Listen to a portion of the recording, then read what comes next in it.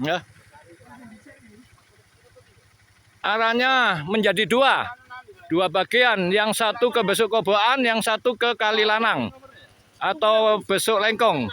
Arahnya ke Besuk Koboan dan Besuk Lengkong. Posisi tim masih di Jembatan Baru, perbatasan Kajar Kuning dan Curah Koboan. Ya.